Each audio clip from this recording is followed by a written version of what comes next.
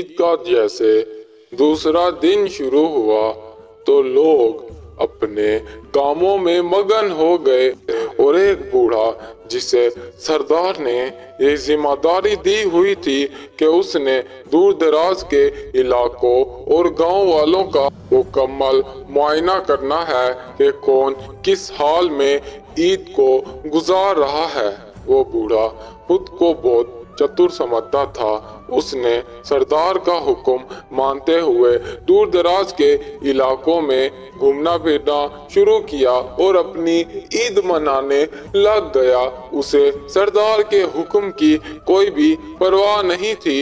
इस तरह से उसने सारे कबीले कस्बे घूमे और तमाम तर सहूलियात सरदार से ली। उसने सामने एक घर की तरफ देखा तो औरत जमीन पर बैठी कपड़ा सिल रही थी। बूढ़ा उससे बातचीत करने लग गया और ईद के हवाले से पूछने लगा तो कहती है, साहब हम गरीबों की क्या ईद, हम बेचारे ईद के दिन भी अपने कामकाज में मगन थे। दूसरी ओर एक औरत भेड़ और भेड़ का बच्चा हाथों में उठाए जा रही थी तो बूढ़े ने उससे भी सवाल किया कि किधर को जा रही हो।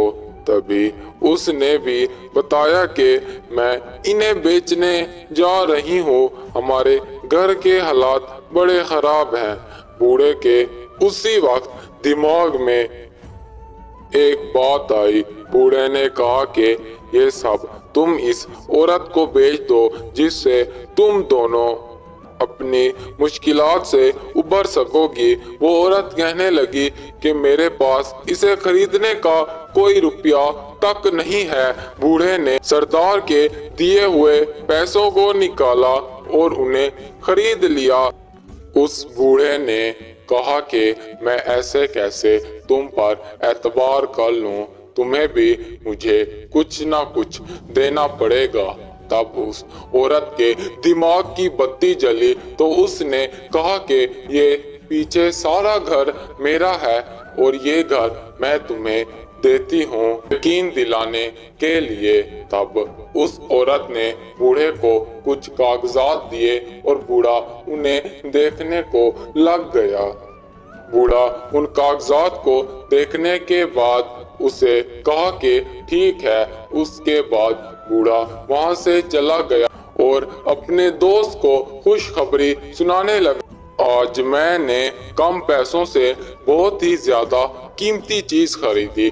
तब बूढ़े ने उस दोस्त को सारी हकीकत से रूबरू किया और उसके बाद जैसे ही उसे वो कागज दिखाए तो वो बूढ़े को बेइज्जत करने लग गया कि सरदार के चहीते तो बन बैठे, मगर कुछ अच्छी तरह से तालीम हासिल कर लेते तो तुम्हें समझ में आती ये कागज।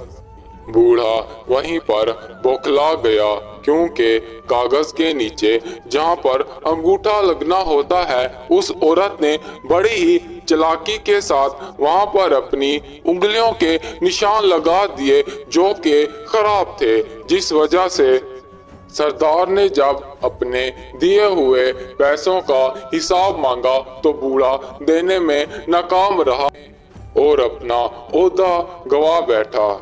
उसके बाद सरदार ने उन दो औरतों को उसके सामने पेश किया तो वो दोनों सरदार की बीवियां थी जिन्होंने बूढ़े की हेरा फेरी को, बूढ़े के जल्दी अमीर बनने के ख्वाब को चकना चूर किया और ईद के दूसरे दिन भी दूर दराज के इलाकों में मौजूद लोगों में खुशियां बांटी।